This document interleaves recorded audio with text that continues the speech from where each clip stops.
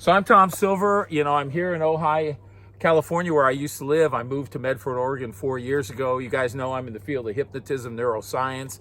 I try to teach people how to operate their minds correctly to overcome the challenges, limitations that might stand in the way of their health or their well-being or even their mental health.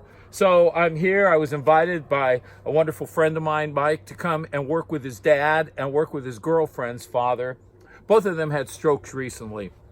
I think Big Mike's stroke was somewhere around July, and the other gentleman, Jim, his stroke was about a year ago. Anyway, I saw some real significant progress with embedding suggestions into the subconscious mind to increase a motivation or even a belief or even a desire to get well again, to put energy into the body, to do some things that are important to have a better quality of life and to recover from an illness or disease or a limitation or a stroke. And I want to put Mike on for a minute here, little Mike, Big Mike's son, because I want him to talk a little bit about what occurred over the past few days with his dad. Now, when his dad came home from the hospital, he was been in bed. I don't think he's gotten out of bed, and he's it almost appeared like he'd given up when I was there. But we never give up. We got to be fighters, man. We got to be believers. We got to be people that go beyond the barrier to get well and to get healthy. So let me put Mike on here. Your dad came home from the hospital how long ago? This time? 3 weeks. 3 weeks ago. Okay. And he's pretty much been bedridden. Pretty much, kind of has been angry, because how can you not be angry when things like this occur? So after the first session, after that first day, something happened with him in the bed or getting out of the bed. Tell everyone what occurred. Yeah, it was pretty incredible because, like you were saying, he didn't want to do anything. The motivation, once he came home, it was like that was it, and we couldn't get him to do anything. And he fought every way possible. So once you came and did the first session, he actually got up, wanted to get up and go into the living room and watch TV, and he didn't even want any help getting up or getting put out into the living room. So it was pretty amazing, because that's something I haven't seen for quite a while. So it was great. And how long was he, would you say, in the living room watching TV at that point? The first time, hour and a half, 2 hours, because it was later on, so he was getting tired. And so then he went back into the bed. The next day I came over and did another session, working on, giving him a motivation, desire to get up, to circulate the body, to start to stimulate the nerves again within the body, and to try to change the brainwave neurology to kind of remove maybe what we might call the blocked electricity, the current going through the various brain cells. So then we did the session yesterday, and then what did he do yesterday, actually, again? He actually wanted to get up again, and he kind of gave me the no, and I was trying to help him, and I was like, and he was like basically just wanted me to help pull him up, and he wanted to basically do it himself. Of course, I had to help someone to make sure he didn't fall down or anything, but it's pretty amazing how just changing a few things in the brain will really make someone come around. I mean, it's mind-blowing, really, because he had no motivation at all. I didn't see any in the near future, especially a decline. It's just going to be more of the same, depression and all that. So it's really exciting. I'm looking forward to what happens. And seeing more results. Right. When I was hooking Big Mike, putting neurofeedback on him, the EEG, the first day, I noticed there was a short, almost like there was a frequency interference in the graph. And I didn't know if it was due to electricity in the room or currents or whatever, frequencies, or if it was the electricity around the bed, or if it was a malfunction of the electrical currents going through the full hemisphere of the brain. And I couldn't figure it out. So that night after the first session, the next morning, I hooked myself up to EEG. It worked perfect. So then I went back into the room, I think it was yesterday, and we put the EEG on Big Mike again in the bed with the stroke, and it was that same bar, that it was the same malfunction of the electrodes, and I put it back on my head. It worked perfect. So then during the session, when I was working on kind of like the synopsis of integrating the brain cells, the electrical currents within the brain, rewiring, kind of what we might call the rewiring of the neurology, all of a sudden I noticed the EEG was functioning perfect, almost as though the electrical currents throughout the cells within the brain, or the tissue within the brain, were all firing again. I mean, it was extraordinary. It was so extraordinary, and I was lucky. I videotaped it. I recorded it. But then I showed Mike it too, and I thought it was phenomenal. I want you to think to yourself, my brain is automatically rewiring itself more every day.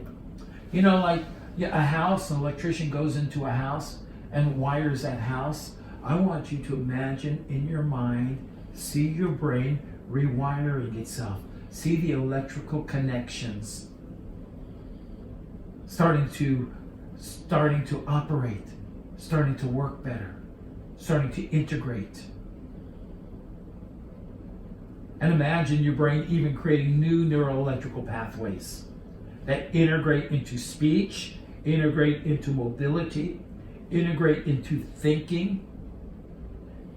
Now with your eyes closed now, I want you to think to yourself, my brain is automatically rewiring itself more every day, enabling me to get better, faster, every day.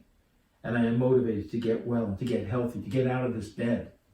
I want you to give yourself permission to get out of bed at least 1 to 3 times a day. I want you to say to yourself, I give myself permission and I make a commitment today to myself and to Tom that I'm going to be able to get out of my bed at least 1 to 3 times a day. So make this commitment right now. Make this a commitment. Your brain cells are already starting to function better. I can see it on the EEG. Your neurology is coming back. Your brain cells are functioning. They're firing perfect. They're firing better, Mike.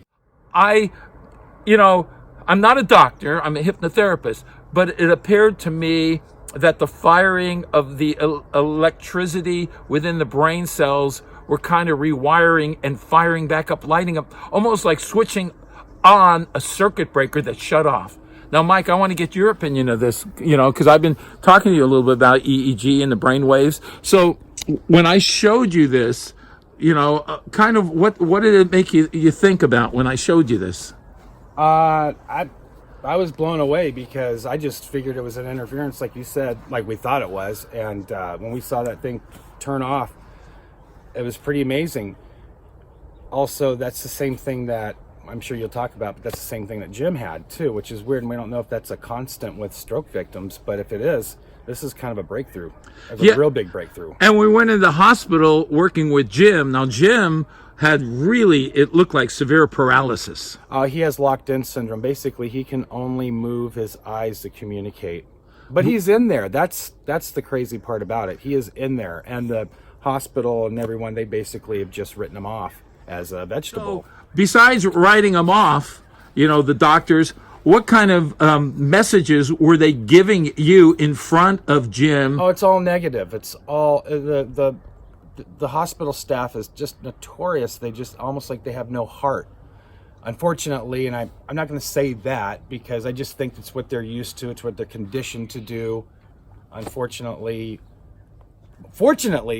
there's people like you, Tom, and other people that get it and are awake to this, and hopefully we can little by little change people's perception of stroke victims. With Jim, we had the same malfunction of the electrodes, of the current through the EEG. We had this a vertical bar on the left, and it was so similar to Big Mike's. It was almost identical, wouldn't you say?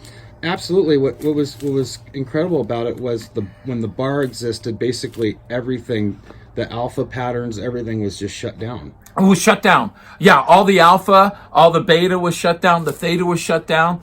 But then I tried an experiment, a physical experiment. I'm gonna have you talk about that physical experiment, Mike, and then what we saw in the EEG. This is really, really amazing. Well, first off, we did it about 20 times. So, and every single time it was a constant. So you could say that this is, this is real. every time you had me pick or touch his hand or move his arm, bring it up, that wall, that impedance went away, and then everything started to fire off. And then once I let the hand down or stopped touching, that bar went back up and everything else kind of went silent. So that was pretty mind-blowing to just think that, just touching and just the sensitivity of, touch and nerves and all that firing off changes your brain waves completely, that's pretty wild. Hold it up.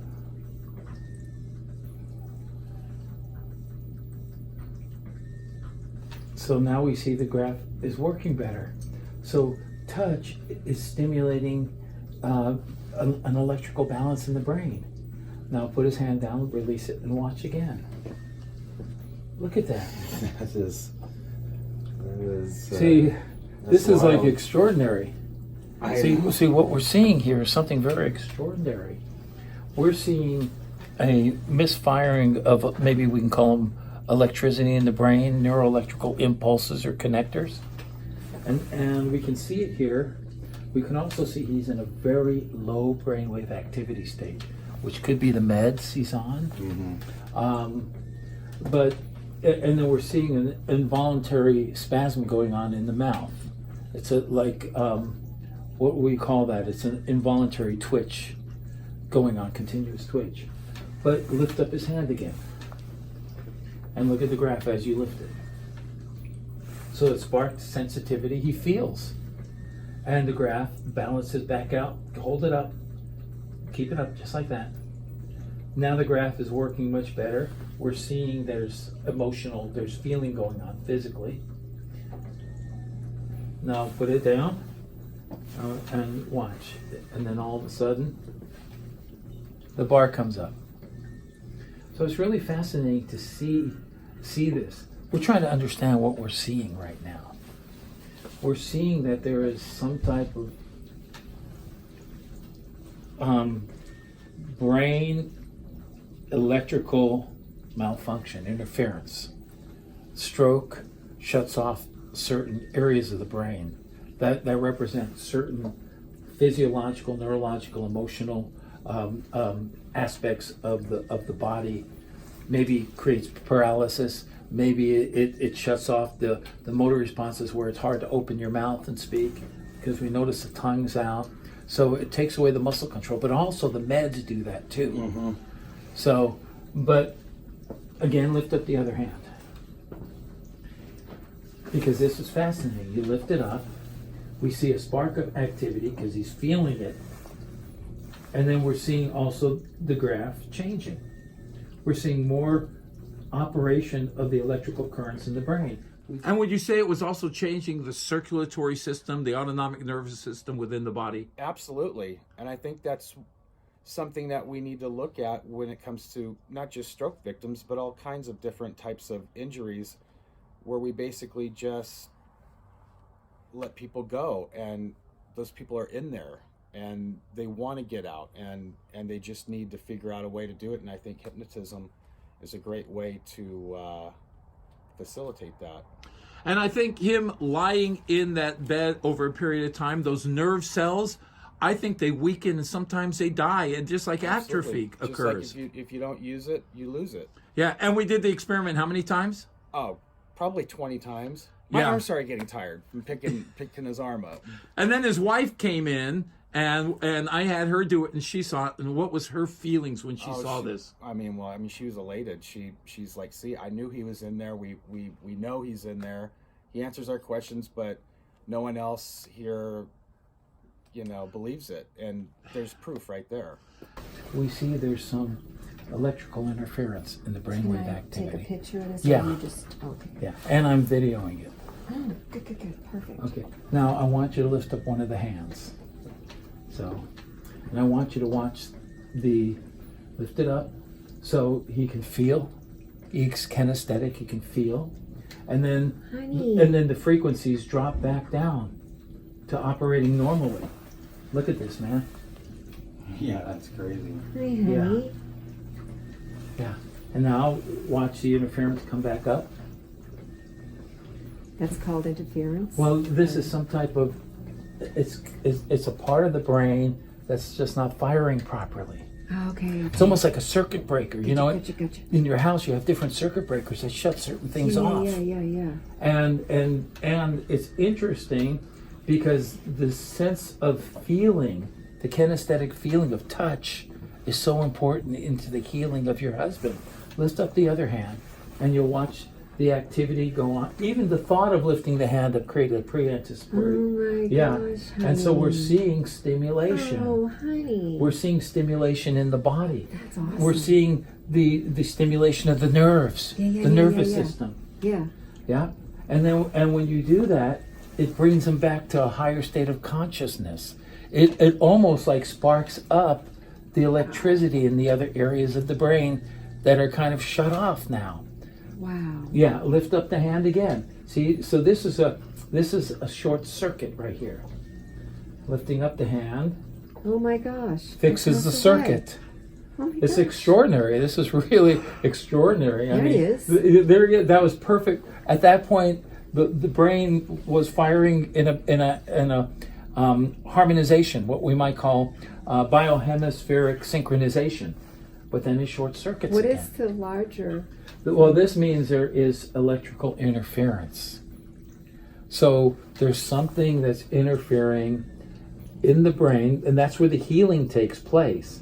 That is short circuiting or shutting off a certain area of brain functioning that could be related to speaking, motor responses, lifting hands, Oh, wow. putting the tongue back in the mouth, having control of the muscles. No way. Yeah. And we see that. Lift the hand up again, because this is extraordinary to see. Yeah, it this. is. To see, and look at this. Wow. And then we have a change. Now here's a short circuit again, but it's not as big as it big. was. Right, but right. earlier it was completely gone. Yeah. Yeah. Lift up Yeah. the other hand again. Michael's a good helper. Yeah, he's doing really good. And we're seeing Only taking like 10 sensation, physical sensitivity, physical sensation. Wow. Now, when you guys were together, when things were the way they were before, were you kind of physical? Would you hold hands and things like that much? He was very, very sexual. Yeah, so he's very kinesthetic. Yeah. And we could see the kinesthetic Yeah. part of physical stimulation through touch being very Yeah. important for him. Yeah. So the touch I is got you. I like was you wondering touching the about- forehead and, I do. you know, and I all do. of that stuff is so nurturing for him in the healing process, and Yeah. continually giving certain suggestion of being able to Okay. move your fingers. Like, Okay. and he, you know, his eyes were closed for a long time when I did the process, and I simply said, Jim, open your eyes, and he opened them right up. You're amazing. Yeah, no, it's just Do you realize he's how amazing. amazing He's you are? amazing. I'm just Come kind on. of here to Do you do know the how many best I times can. I've said that to him? Jim, open your eye. Yeah, and I have it on film. Now I did use a little bit of an auditory. I turned my volume up in my suggestion, but I didn't have to repeat it more than once. Wow. So he's totally tuned in to all the suggestions that I've given him. That's fantastic. And we want to work with just simple movements. Remember, it's the small successes that create the big successes. Oh, okay. It's not the leaps and bounds. Okay. It's what am I doing to start to exercise and move to produce circulation within these nerves, Gotcha. within the muscles, fiber tissue in the body, and little movements, even helping him do this. And then Okay. giving the suggestion, now you just move your feet. Just this is a little success. That's Everything is a little success My- that yeah. adds to the great My success. daughters do that, and he can move his thumb on his other hand. He moved it actually last night. I was holding his right hand, and the nurse noticed he moved his left thumb. Well, there you go. So, yeah. And then suggestions of strengthening the muscles in your lip and your mouth and your tongue.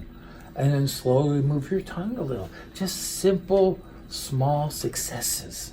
Okay. And again, as we see, there's an electrical interference. There's some type of electrical disconnection. Is it possible to eliminate that? Well, we saw it eventually? eliminated with him, with his dad. Yeah, it is possible. But it stays gone, you mean? His was gone. Yeah. His was gone. And even when I took him out of hypnosis, it was gone. But Wow. but part of rewiring the brain is the physical touch. That's more important to him than ever before because it's stimulating. Lift up this hand, please. You like the Out of the physical camera. touch, honey? Look at that. Wow. Yeah. That's amazing. Yeah. Lift up the hand higher, or lift up that hand higher. Lift it up, all like about a foot or two in the air, all the way up. Lift it up higher, all the way up. And the brain activity balances out to normal. So Wow. this is and at the same time, when you lifted his hand up, and we saw the brainwave activity in the full spectrum of beta, alpha, and theta, and delta. Where was it lighting up on the EEG? It was lighting up everywhere. I mean, it was lighting up everywhere. That's the insane part about it. It wasn't just a little blip on the screen. It tore that wall down, and it seemed like he was getting more full function of his brain that was just sitting there doing nothing. Yeah, and then before. we found out from his wife that he was kinesthetic, very passionate, very physical, and so all of the touch is stimulating those nerve cells to waken up, to fire up, and fascinating discoveries, right? And I think there's going to be a lot more where that came from. I think this is just the tip of the iceberg. And what if real scientific research was done with these stroke survivors? Don't you think there could be some amazing recoveries? Absolutely, especially when it first happens. The sooner you get to these people, I think would really help people out. I think it's never a hopeless case. I think that if you're alive, there's hope. And what do you think about the dangers of doctors saying all these negative, fatalistic terminations and what can occur with their blood coming out of their eyes and all this other horrible stuff in front of these types of patients that are still aware? They're still there. They just don't have operation of the mechanism. I can only imagine what it does to their mindset, but they have to be scared to death when they hear the people that are supposed to make them well basically giving them no chance for survival or quality of life or anything like that. I mean, that's got to really put you into a downward spiral of depression and eventually just, dying. Absolutely. So I want to thank you from the bottom of my heart for inviting me here to do the best I could, and for me to see the potential in creating life from people that have had major medical episodes in their lives, and seeing that by changing the neurology, it can indirectly heal the physiology, and people can overcome these strong catastrophic medical injuries, and they can get well again. And I know without a fact that if scientific more research was done in the power of words in the lower brainwave frequencies, we call it in hypnosis, there'd be astounding discoveries, and people would not be lying in bed hopeless, helpless, and giving suggestions to terminate. Thanks a lot. I'm Tom Silver. Thank you. Visualize or make believe with your eyes closed that you can see the organ within your head called the brain. And I want you to imagine you seeing that brain just kind of firing up again, that the electrical currents are starting to move and fire up. And you know what electricity is. You worked with electricity. You know electricity. So see in your mind that the neuroelectrical pathways of your brain cells are integrating or reforming or reconfiguring back to giving you the ability to be mobile, to move more, to speak more, to come back to its natural form of electrical operation. Because the brain is an electrical computer. The heart's like the battery that operates the electrical computer, which is your brain. And I want you to imagine that your brain cells are reconfiguring, reconnecting, firing up, and integrating again, almost as though you've switched them back on. You've switched the current back on. That starting today, your brain is now going to be healing itself more every single day. And as your brain heals itself more every single day, that the connections, the neural pathways within your brain are going to reconfigure and reconnect themselves. And that you're going to allow yourself, think to yourself, I am going to allow myself to get well now. It is my desire to get well, to get healthy, to be able to speak again. It is my desire to be able to walk again. And I can imagine in my mind that the neurotransmitters in my brain are going to reconnect to one another, reintegrate to one another, reconnect to one another. The desire is that I am motivated to get well. I am motivated to get well. Starting now, I am motivated to get well. I am motivated to become a different person than I was. So you can see that you can let go of any of the negative emotions you've been holding on to. Just like that, you can erase them. You can delete them. You can let them go. And you can move on to a quality of life. And that is the quality of getting well, getting healthy. So with your eyes closed, take this relaxation, like a tingling, soothing, calming relaxation, down into your shoulders. Just relaxing the muscles, loose and limp and relax. As though every muscle, nerve, fiber, and tissue in your body is becoming loose and limp and relaxed. In your mind, just use your imagination. Even pretend what it would feel like to get well and healthy again. And I want you to do everything every single day to live. I want you to think, I want to live now more than ever before. And I'm going to do things differently. Once my brain rewires itself and I come back to being who I am, happier. I want you to give yourself permission to smile and be kinder to your wife and to your family and to yourself. Starting right now. Starting right now. Starting right now. Let a little smile grow on your face. A little smile grow on your face. I want you to think I'm motivated to get well now. I'm motivated to get well. I am motivated to get well. And I want you 3, 4, 5. Eyes open. Just stand up, sir. Just stand up. Move the chair a little bit closer, Miss Sue. Even an inch will do. So just in case we lose our balance here. Sir, don't fall forward, okay?